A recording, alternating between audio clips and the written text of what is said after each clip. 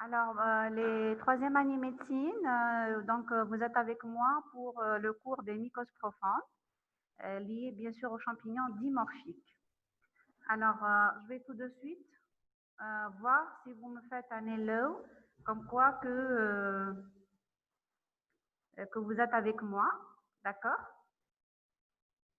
Alors, hello, hello, hello tout le monde. Très bien. Donc, s'il vous plaît, on va se concentrer. Vous suivez avec moi. Vous voyez, c'est ça. Hello. Hello. Très bien.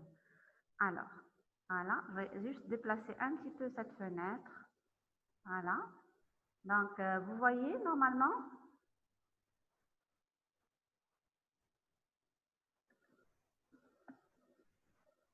D'accord. Alors, donc pour les mycoses profondes, mais s'il vous plaît, liées aux champignons dimorphiques. Hein? D'accord. Alors, parce que pourquoi? Notez, s'il vous plaît, prenez note que vous avez vu déjà d'autres mycoses profondes. Les autres mycoses profondes, par exemple, telles que la cryptococose et d'autres encore, donc, sont à part par rapport à la morphologie du champignon. Là, c'est les mycoses profondes qui sont liées aux champignons dimorphiques. Alors, à partir de là, je vais commencer, s'il vous plaît.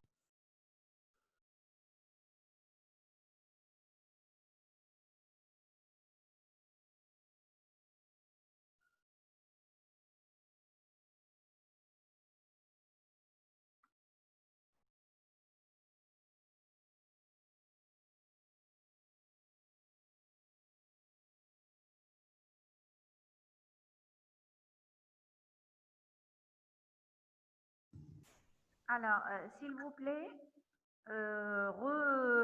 hello. Donc, we are back. D'accord? On n'a pas encore commencé. Voilà.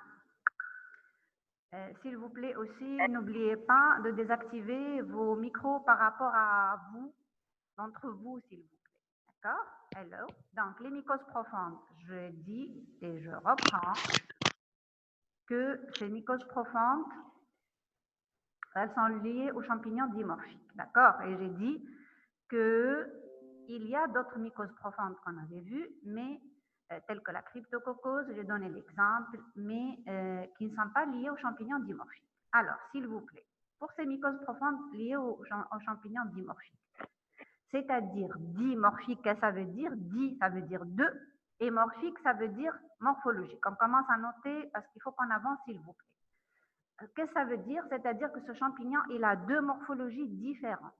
Une morphologie sous forme de levure, levuriforme, et une morphologie sous forme de filament, selon certaines conditions. D'accord, qu'on va voir. En plus, ces mycoses, elles sont spécifiquement dispensées ou bien retrouvées, distribuées géographiquement en zone tropicale et provoquent en fait des atteintes profondes. Nous avons vu, on vous a donné dans le polycopier, en fait c'était Dr Kralaf qui vous a donné les quatre ce cours par support, mais elle s'excuse de ne pas être là. Donc on est là avec vous pour avoir vos questions et vous répondre avec plaisir, il n'y a pas de souci. D'accord?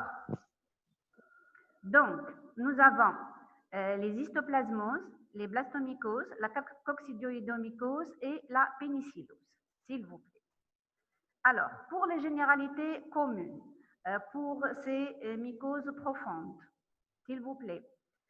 Donc, on a des gens qui sont donc provoqués par des champignons dimorphiques. Qu'est-ce que ça veut dire dimorphique? C'est-à-dire qu'ils possèdent deux morphologies distinctes, différentes. Alors, quelle est la forme? Il y a la forme filamenteuse. La forme filamenteuse, qui est la forme saprophyte. Qu'est-ce que ça veut dire saprophyte? C'est-à-dire qui est retrouvée dans l'environnement, d'accord, dans le milieu extérieur. C'est la forme qui infecte. Donc, s'il vous plaît, si on posera par exemple une question, quelle est la forme infectante de transmission pour telle ou telle mycose profonde dimorphique, vous allez nommer la forme filamenteuse. D'accord? Alors, elle est obtenue également dans le laboratoire en milieu de culture. Par contre, nous avons la forme parasitaire, c'est-à-dire la forme qu'on va retrouver dans l'organisme du patient, c'est la forme levure. Et donc retrouvée dans les tissus donc, du patient qui est concerné par la pathologie, par la maladie de cette mycose profonde à champignons dimorphiques. On peut l'obtenir en laboratoire, mais sur des milieux spéciaux à une température spéciale. Donc, il faut aussi retenir que on ne peut pas avoir pour ces champignons dimorphiques la présence des deux formes en même temps. Non, soit qu'on a la forme saprophyte seule, soit qu'on aura la forme parasitaire seule. D'accord? Et ce dimorphisme, c'est-à-dire cette morphologie double, elle résulte de quoi? Elle résulte en fait de l'adaptation morphologique du champignon à l'environnement à la suite, bien sûr, d'apports nutritifs et à la suite de la température. Parce que vous voyez, par exemple, ici, suivez avec moi, s'il vous plaît, que nous avons deux températures différentes, l'une pour la forme parasitaire et l'autre pour la forme saprophyte. Alors, dites-moi OK, s'il vous plaît, pour les généralités communes. J'attends vos OK, s'il vous plaît. S'il vous plaît. OK, très bien, merci. Donc, on commence par les histoplasmoses, d'accord? Alors, Eya, Darine, Emina, Ryan, donc les histoplasmoses. Alors, pour les histoplasmoses, en fait, les quatre, on les a nommés et chacune, on va donner, on vous dit l'agent responsable. Maintenant, vous écrivez ce que je vous dis, s'il vous plaît.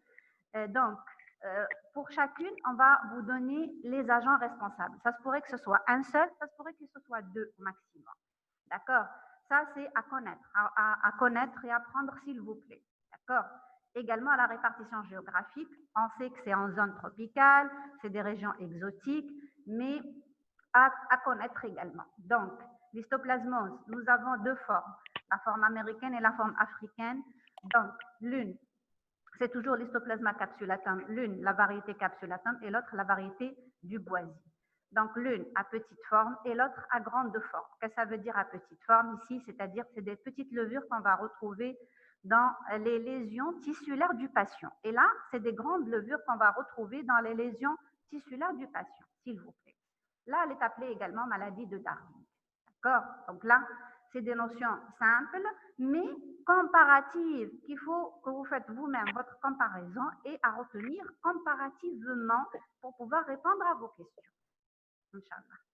Alors, donc cette morphologie de ces agents pathogènes, donc le dimorphisme, les deux morphologies, thermodépendantes, parce qu'on a dit que ça dépend et de la température principalement, regardez, 37 degrés et 27 degrés, et là on vous a donné donc les deux morphologies, levuriforme et filamenteuse, et on reprend, donc ça on l'a déjà dit que là le forme levuriforme, parasitaire retrouvé dans les tissus, on peut l'obtenir spécifiquement, c'est rare donc, au laboratoire. Alors, pour les deux formes ici, s'il vous plaît, elles sont différentes, que ce soit pour la variété capsulatum ou bien pour la variété du boisier. Par contre, pour l'histoplasmose, c'est la même morphologie pour la forme filamenteuse, donc pour les deux variétés. On l'obtient à un milieu de saburo normal, autour de 27 degrés Celsius, et présente donc dans tout l'environnement, sur le sol, etc. Alors, toujours pour ces histoplasmoses, ces formes parasitaires, donc, on avait dit présent dans les tissus du patient, oui, spécifiquement dans les cellules réticulo-endothéliales, d'accord? Et là, on vous donne que c'est un milieu à base de sang pour lequel on peut avoir donc je suis en train d'admettre vos camarades, comme ça ils nous rejoignent, s'il vous plaît. Voilà. On peut avoir donc, j'ai dit, à partir de ce milieu-là, un milieu spécifique, cette forme parasitaire. Mais sinon, elle est présente tout simplement dans les prélèvements du patient.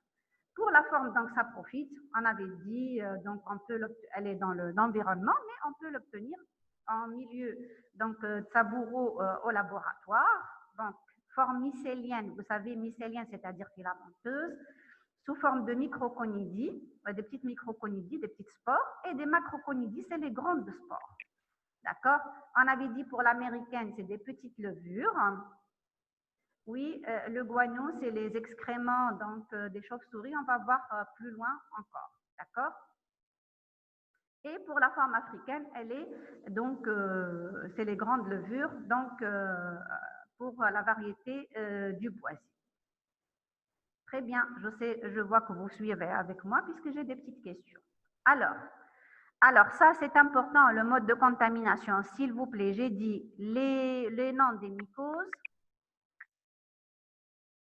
égale petite spore, oui, pas petite levure, c'est des spores dans l'environnement. Microconidie, ça veut dire des petites spores, d'accord?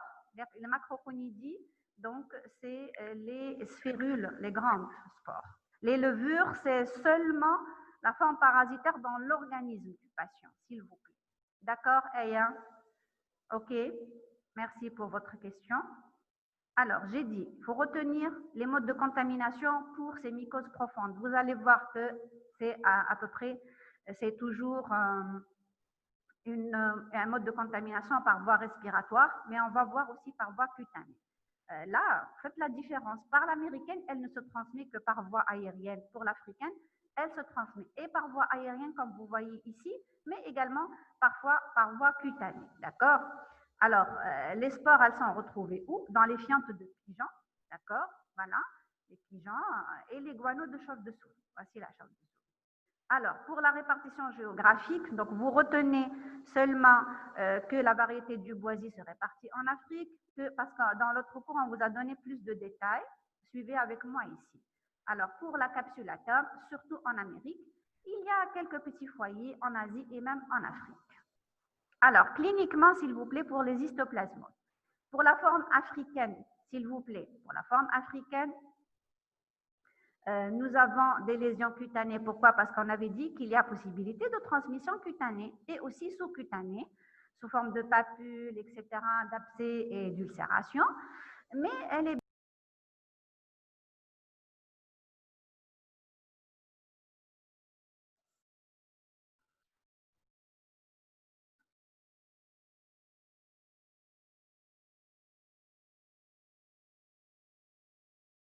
Oui, pardon, on a eu une petite coupure et j'ai arrêté. Donc, moi, je ne continue pas jusqu'à ce que vous rejoigniez. Hein.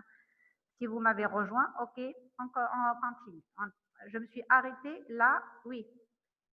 Here we are. Again, OK. D'accord, merci. D'accord. Donc, je me suis arrêtée à lésion cutanée. Je reprends là où la connexion s'est arrêtée. Donc, j'ai dit que pour l'histoplasmose africaine, puisqu'il y a la transmission cutanée, donc on va avoir des lésions cutanées, puis des lésions sous-cutanées, hein, avec des papules, des pustules, etc., même des ulcérations. Donc, elle est bénigne dans la plupart des cas, mais elle peut être mortelle après quoi? Dissémination viscérale. Dissémination chez qui? Chez le sujet immunodéprimé. Et lorsque je vous ai fait les parasitoses et les mycoses chez le sujet immunodéprimé, les opportunistes, je vous ai dit qu'on verra notamment les mycoses profondes, s'il vous plaît, qui rentrent dans les parasitoses et les mycoses immunodéprimées. D'ailleurs, dans le support, je vous ai donné également ça. D'accord? Donc, pour l'autre forme, ça c'est l'histoplasmose africaine. Donc, pour l'autre forme, c'est-à-dire l'américaine, il y a principalement trois tableaux majeurs. Nous avons donc l'atteinte pulmonaire suite à l'inhalation par voie respiratoire de spores, ça profite. Donc, il va y avoir une grippe. Elle peut évoluer vers la guérison spontanément, mais il y aura donc la dissémination dans quel cas si le sujet est immunodéprimé. D'accord? Et je vous ai donné la dissémination vers quels organes. D'accord? Et puis, cette dissémination, elle est vraiment de mauvais pronostic chez le patient. Hein. On peut avoir des réinfestations endogènes, et ceci même en dehors de la primo-infection pulmonaire. C'est-à-dire, si le patient il avait fait déjà l'infection auparavant, il peut se réinfester s'il est bien sûr immunodéprimé et surtout au stade SIDA. D'accord?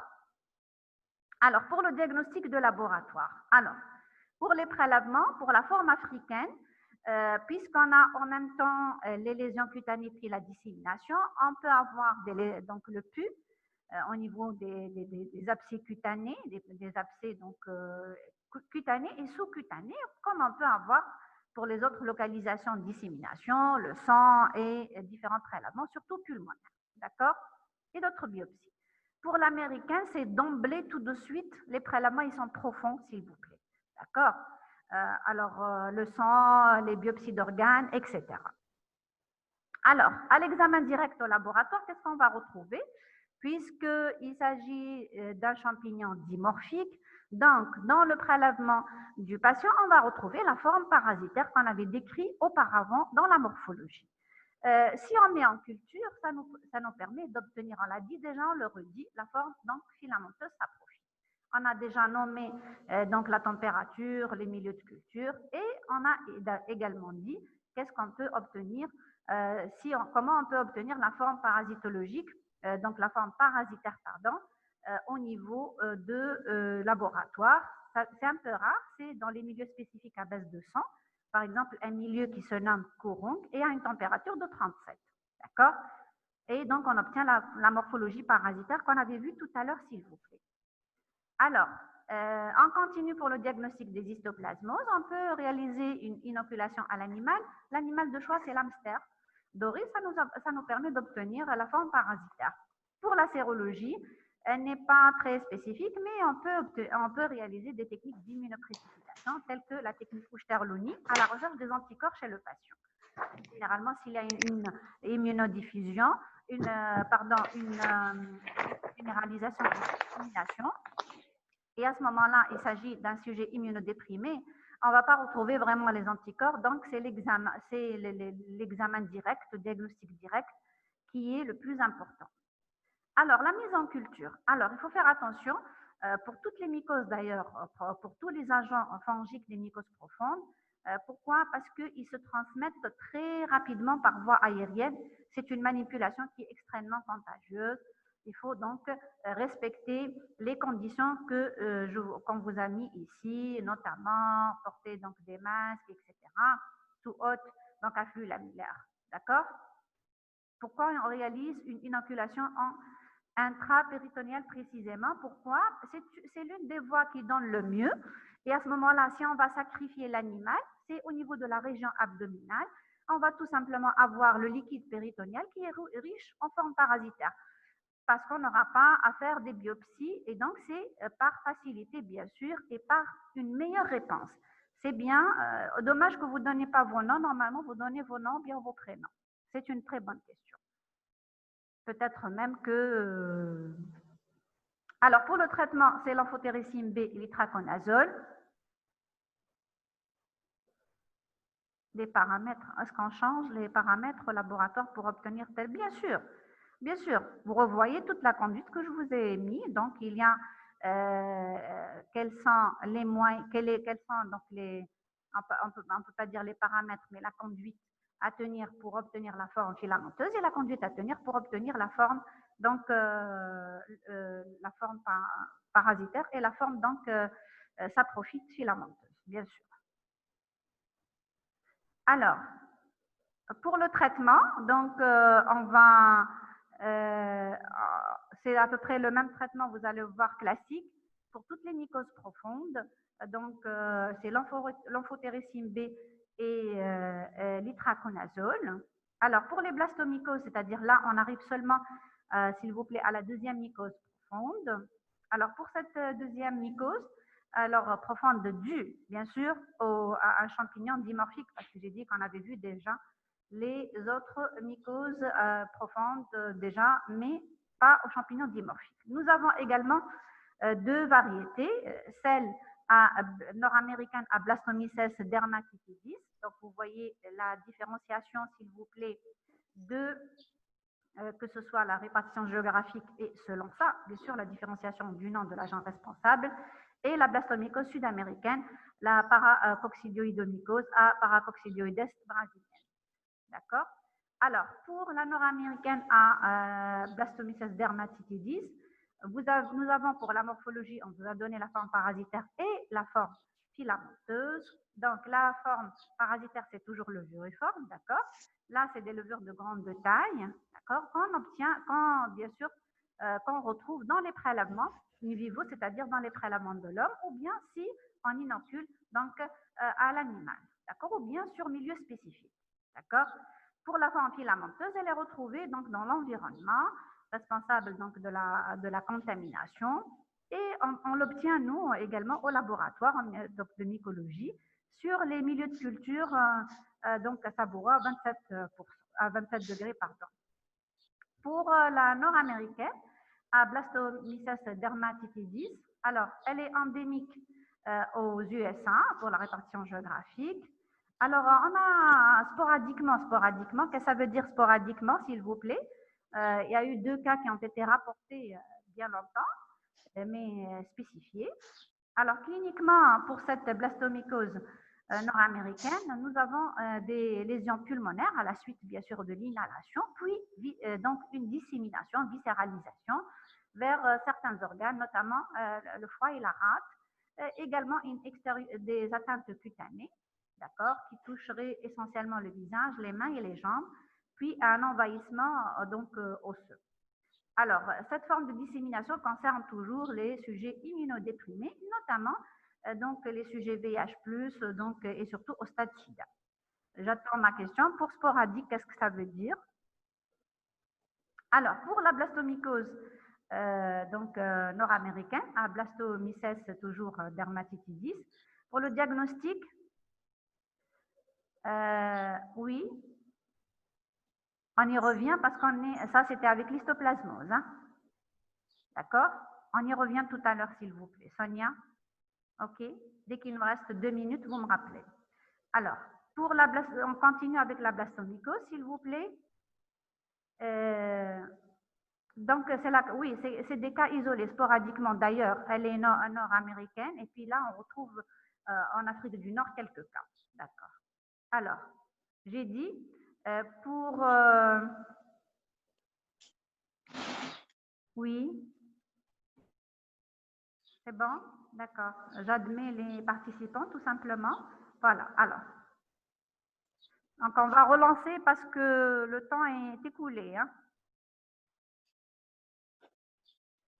Voilà.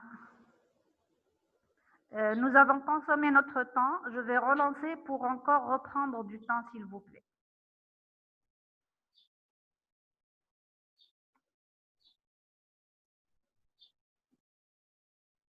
Alors, j'espère que ça se relance tout seul.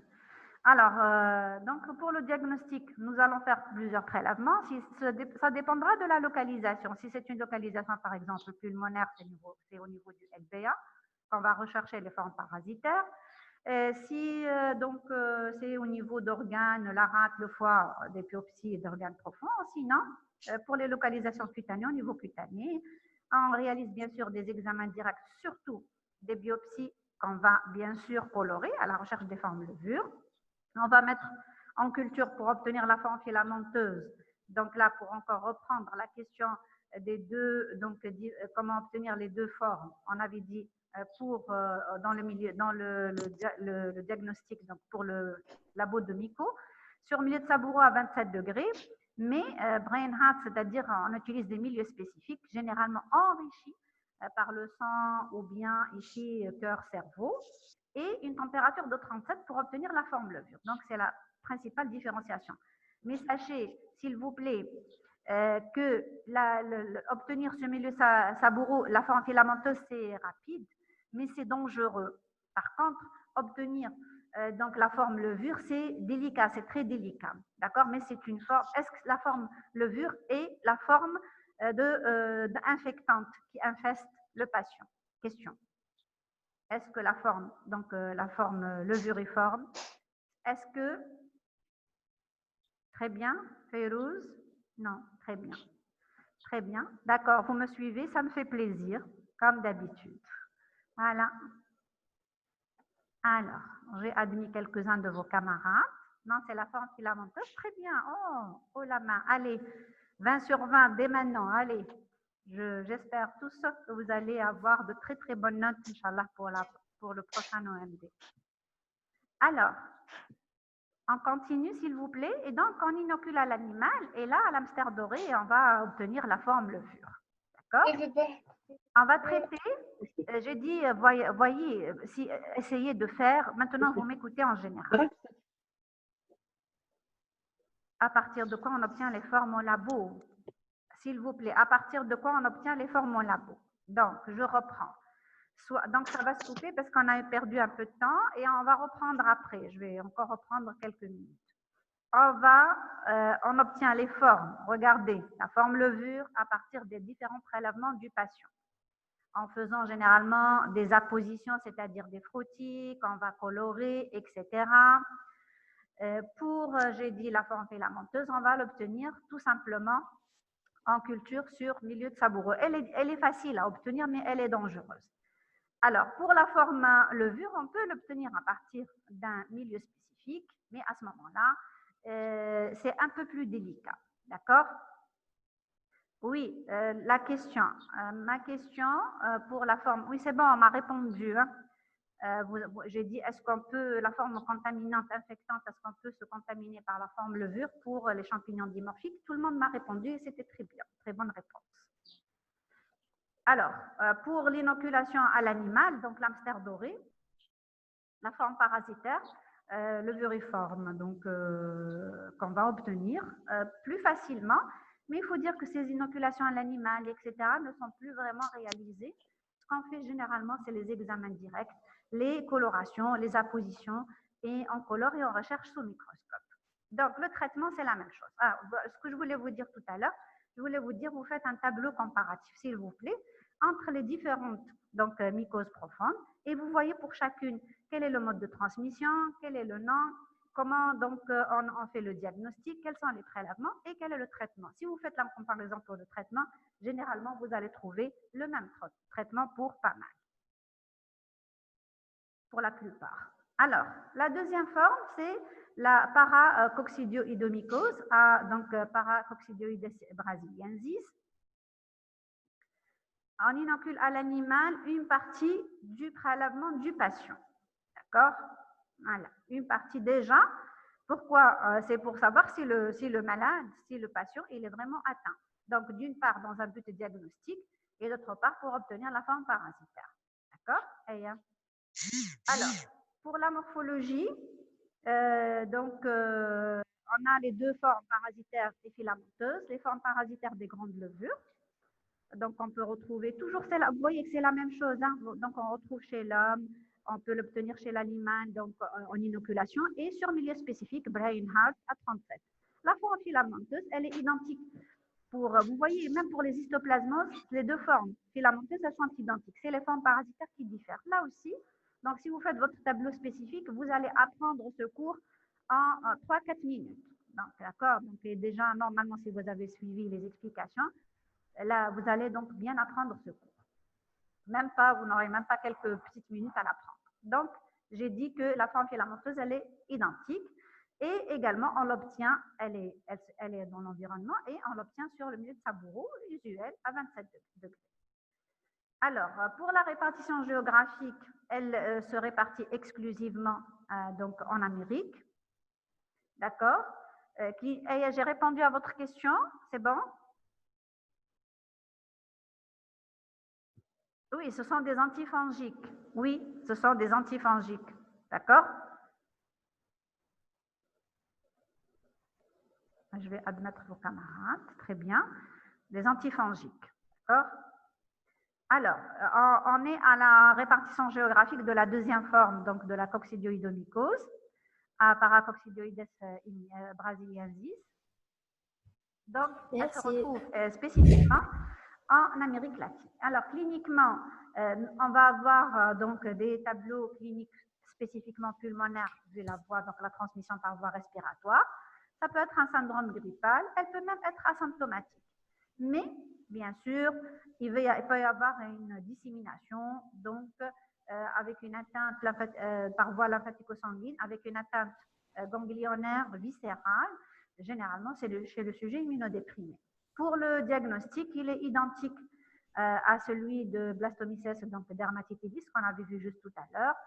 Mais les prélèvements, ça va être toujours en fonction des lésions. Si c'est pulmonaire, c'est un LB1, etc. Donc, si c'est cutané, ça va être donc du PU, etc.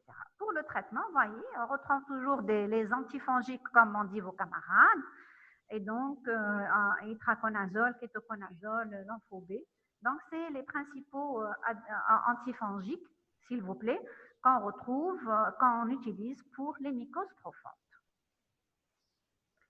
Alors, la coccidioïdomycose à coccidioides immitis, s'il vous plaît, cette belle donc mycose profonde qui me plaît, pourquoi, vu la sphérule, la jolie forme en fait de la forme parasitaire, on va voir, mais qui est dangereuse, très dangereuse et qui se répartit, qui se transmet très rapidement par voie respiratoire et dans la culture est très très très dangereuse. Alors, la morphologie, toujours on voit la forme parasitaire et la voie saprophyte. Je vous ai décrit donc cette grande sphérule, regardez, belle sphérule de 20 à 60 microns. Donc on voit quand on fait les belles biopsies bien colorées, d'accord. Et d'ailleurs, on vous a donné donc, dans le premier support un peu plus donc, de détails concernant les colorations qu'on utilise aussi en mycologie, nous, et les ananapates sont utilisés également pour ces appositions de biopsie, PAS, etc. Et donc, cette belle sphérule est retrouvée chez l'homme, c'est-à-dire chez l'homme dans les prélèvements, bien sûr, du patient. Et si on fait une inoculation à l'animal, oui, j'accepte tout le monde. Hein. Alors, voir la salle d'attente. D'accord.